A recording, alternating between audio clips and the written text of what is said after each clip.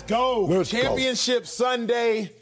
Jimmy G has more to gain because Jimmy G can finally shut everyone up. All the haters, all the nonsense, all the doubt birds, all the negligent comparisons. Jimmy G can put it to bed, put it to rest, end it on Sunday. Okay. If you go to 2 Super Bowls in 3 years, you are good, period. End of sentence. Okay. No need to try to deduce how good you are. No need to try to use fractions to try to decipher what level of good you are. If you go to 2 Super Bowls in 3 years, you are good, period. Period. I don't care if you won them, you're there. You are one of the 2 best teams for 2 out of the last 3 years. No longer speak of Jimmy G in the same breath as Trent Dilfer. I don't care that Trent Dilfer won. Ooh. Don't speak of Jimmy G in the same breath of one of my closest friends, Nick Foles. I don't care that Nick Foles won and was a Super Bowl MVP. No longer speak of Jimmy G in the same breath as Jared Goff or the same breath as Blake Bortles. If you go to 2 Super Bowls in 2 years, you are good, period. So who has more to gain? Jimmy G, because he's the greatest enigma in football. Some analysts love him. Some analysts doubt him. Yeah. Some people going to bat for him. Some people are using the bat to beat him. So many people trying to figure out who and what Jimmy G is. And he can end all of that nonsense on Sunday. You got Twitter beefing out because of Jimmy G. You got people going to war trying to defend him. Meanwhile, people trying to kill him off. Jimmy G, though, Sal, can end all the great debate of pro football this year can be end on Sunday based upon Jimmy G's performance. Jimmy G goes out there and balls, he removes all doubt. Okay. Genuinely speaking, and I was one of the greatest doubters of them all. Yes, you were. Beginning of the season. Yeah, you still are. You can not nearly as much. You stuttering for a reason. I'm not still the same doubter I was. Oh, really? Beginning of the season. Less heathen, huh? Okay. Beginning of the season, I had the stone in my hand. I didn't even need nobody else. I found my own stones for Jimmy G. Okay. And I was ready to throw he has the most yards after catch. He ain't doing nothing. He can't stay healthy. He ain't doing nothing. Is he in the playoffs again? Did he just win again? Did he just beat Aaron Rodgers? Did he just beat the Cowboys? He's 35 and 15. I put my stones down and just started putting my palms together. Yeah. I'm ready for everybody else to have a resounding clap for Jimmy G, but it starts on Sunday. Oh, man. I love the take. You're not wrong. You're just not right. Let's get this started with Matthew Stafford, who has more to gain. Matthew Stafford is playing for his legacy. Jimmy Garoppolo's not even playing for his job. No matter what Jimmy Garoppolo does, and you mentioned this yesterday, which reminded me that no matter how this goes for Jimmy Garoppolo, he goes. Trey Lance, you're the starter. So who has more to gain? Someone who could put lipstick, makeup on their legacy. Because right now, somewhere in Los Angeles, at some airport hangar, is the city of Detroit. And they're sitting there tied up. And somebody is sitting there looking at them like, one of you have to go. It's either you, the city of Detroit, and the Lions, or Matthew Stafford in terms of reputation. Can we blame all of Matthew Stafford's playoff woes on Detroit? Bow! Or do we go get Matthew Stafford after this game? Say, how the hell you lose to Jimmy Garoppolo? Who has more to gain? The one who's going to get the biggest bump in success. That's Matthew Stafford. But sometimes people don't understand that. So you always got to give them something else as example for perspective.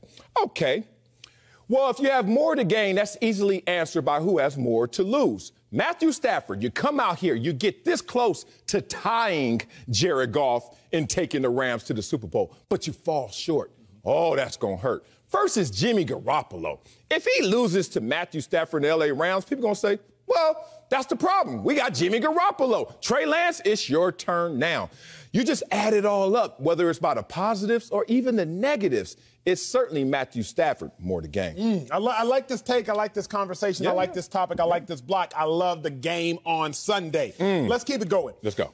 I think the biggest issue people have with Jimmy G, which he can clarify once and for all, is they can't see everything that there is to be seen. I love it. One of my favorite quotes If all you see is what you see, then you do not see all there is to be seen. And the problem is with Jimmy G, all we see is passing yards. All we see is passing touchdowns. All we see is completion percentage. So we don't see all there is to be seen.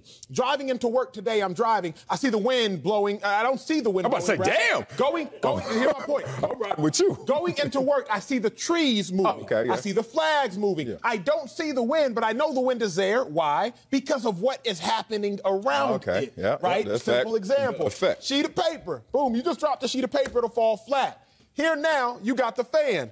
Put the fan down. Drop the sheet of paper here. All of a sudden, the sheet of paper no longer flies flat. You can't see the fan after I put it down, but you know the fan is there because of the effect it is having on what you can see. You can't see just how great Jimmy G is if you only look at the box score in the stat box.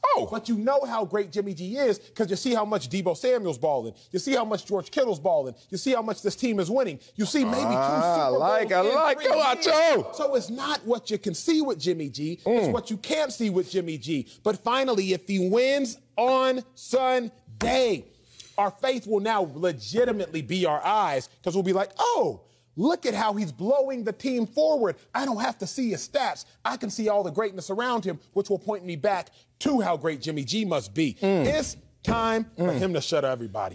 Tremendous again. You turn into a method actor, all these props and all this flexing. I was going to let it go the first take when you were doing this and Casual Friday. But now I got to let everybody know you're an IG model up here right now. Try that front like you broadcasted. Oh, dear, and we got to drop the paper. All these muscle flexes.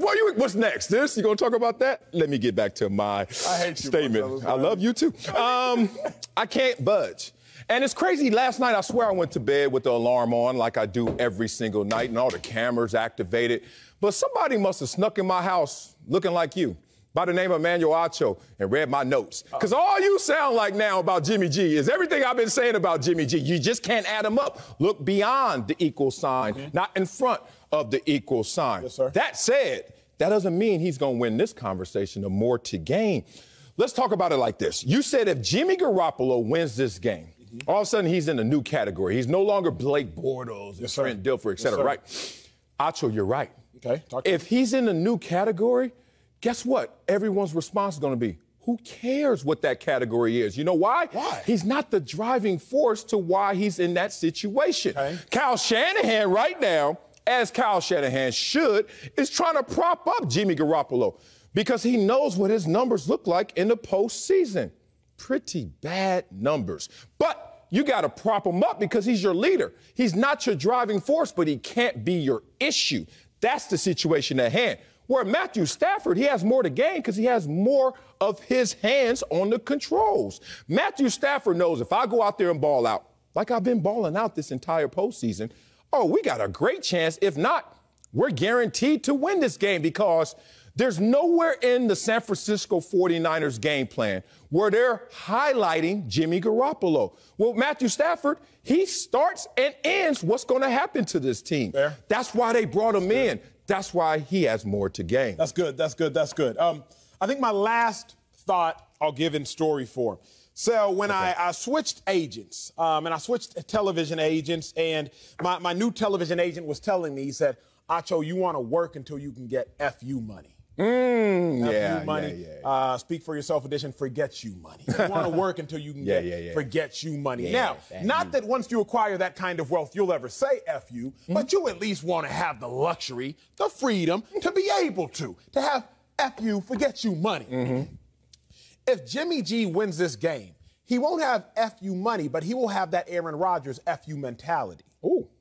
Talk. Aaron Rodgers had the luxury of having that FU, forget you mentality after the Packers drafted Jordan Love to replace Aaron Rodgers, but Aaron Rodgers was so good, MVP, that he could not be replaced. Then Aaron Rodgers backed it up and was so good again this year, say it again, favorite to be MVP, that he could not be replaced. So Aaron Rodgers can walk into the building at all times, look Matt LaFleur dead in his eyes, dead in his corneas and say, F you.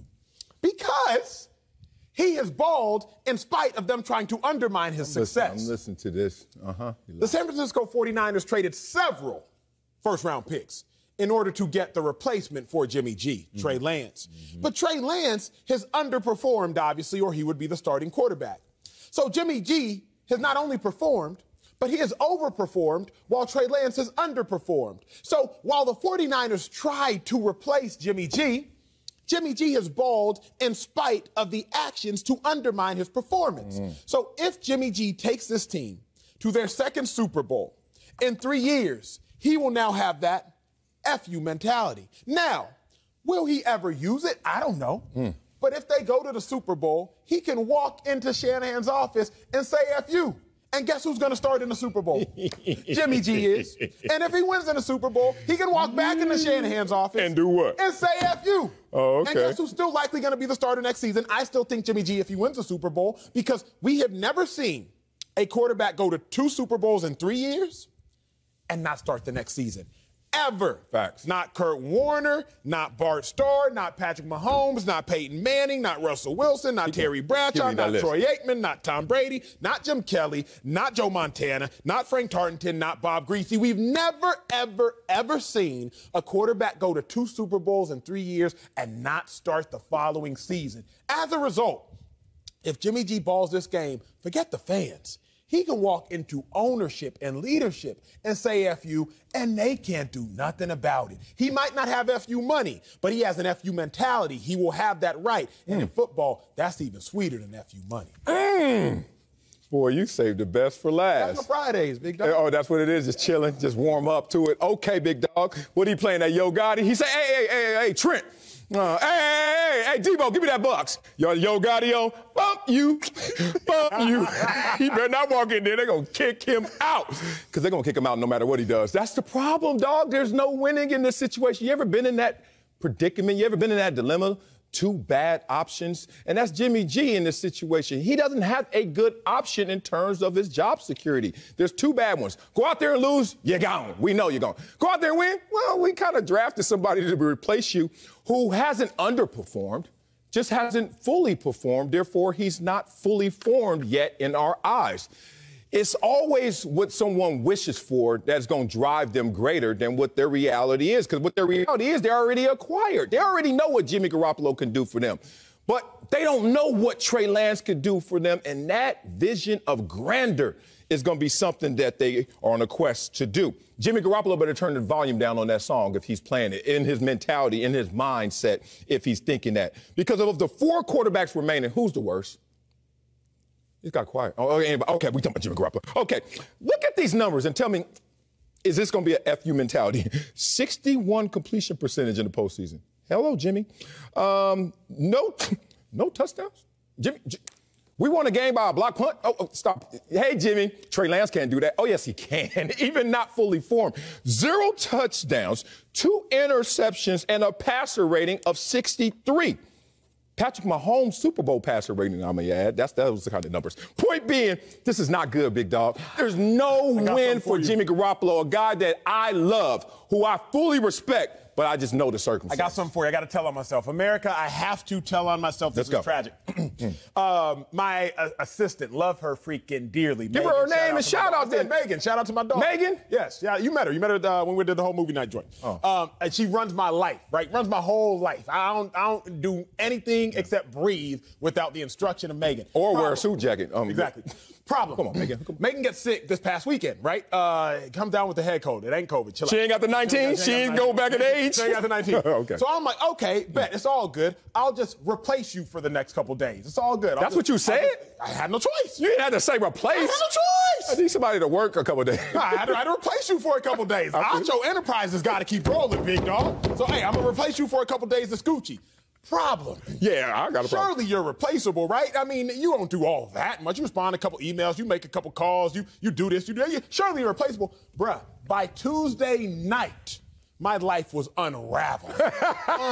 Unraveling. I'm on the phone like, hey, how bad that cold you said you had?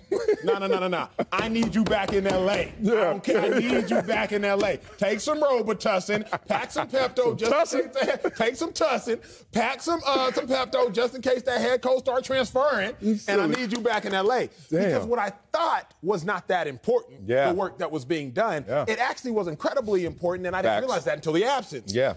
We think the work that Jimmy Garoppolo is doing is all not that important. Oh, Shanahan, D'Amico Ryans, Deebo Samuel, George Kittle, Trent Williams. Okay, let Jimmy G not be present. Kyle Shanahan got that 8-28 record. Let Jimmy G not be present. You see what happens with Trey Lance? Let Jimmy G not be present. And Kyle Shanahan's life or games are going to start to unravel. You don't know what you got until it's gone. Yeah. I learned that this week. Shout out to you, Megan. Appreciate you. Kyle Shanahan will learn that if he tries to play around with Jimmy G. Jimmy G balls on Sunday. Shanahan doesn't have to learn that lesson. Niners don't have to learn that lesson. And all is right with the world. Play around with Jimmy G if you want to. Yeah.